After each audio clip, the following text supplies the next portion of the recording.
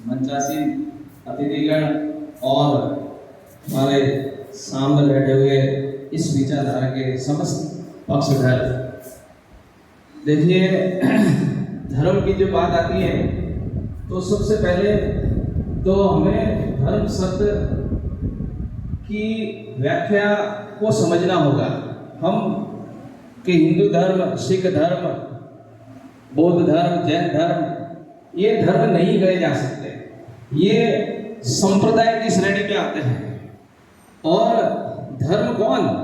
धर्म वो जो सार्वजनीन हो, सार्वकालिक हो, सार्वभौमिक हो और जिस पर प्रकृति के नियम चलते हों। धर्म का अर्थ है धारण करे सो धर्म।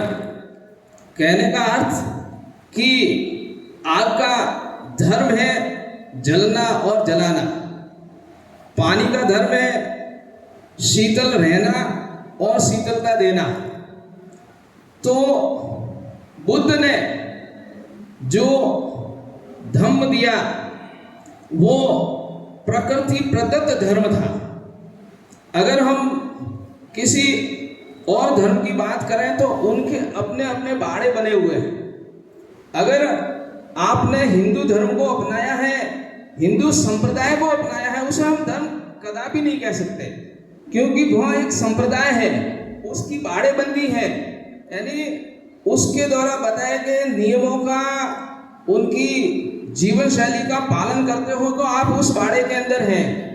सिख, ईसाई, जैन, इनके सबके अपने अपने बाड़े बने हुए हैं और हर व्यक्ति चाहता है कि मेरा बाड़ा इनसे बहुत विशाल हो, बड़ा हो। यही एक ऐसा महापुरुष था जिसने इस बाड़ेबंदी के किसी धर्म को नहीं माना।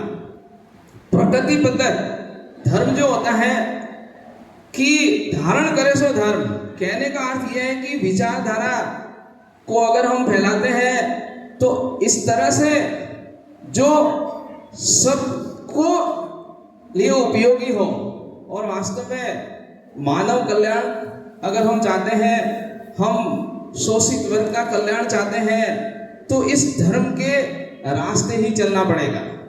मैं आपसे ये निवेदन करना चाहूँ कि विचारधारा, विजयादशमी, इस तरह के पर्व मनाना बहुत अच्छा है। पर्व मनाना बुरा बिल्कुल नहीं है, क्योंकि इससे भाईचारा पनपता है, सौहार्द पनपता है, सामंजस्य बढ़ता है।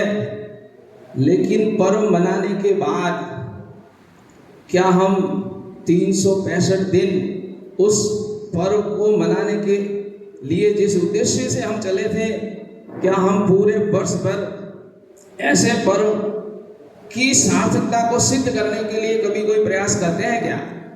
नहीं किए जाते हैं, हम भूल जाते हैं। इसलिए मेरा आपसे ये आग्रह रहेगा, निवेदन रहेगा कि जो भी पर्व मनाया जाए उसकी समीक्षा हो। अगले पर्व जब भी मनाए कि हमने क्या उपलब्धि प्राप्त की, क्या कहाँ तक हम पहुँचे, तब किसी पर्व की, किसी उत्सव की सार्थकता साबित होगी।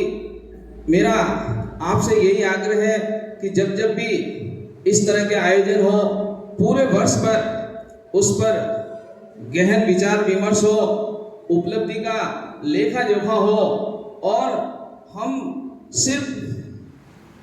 हम अपने जो जानते हैं, जो समझते हैं, उन्हीं लोगों के समक्ष अगर हम अपनी बात को रखेंगे तो हमारे उत्सव की जो सीमा है वो निर्धारित हो जाएगी। हम उन तक पहुँचे जिनको अभी इस तरह का, किसी तरह का कोई ज्ञान नहीं है।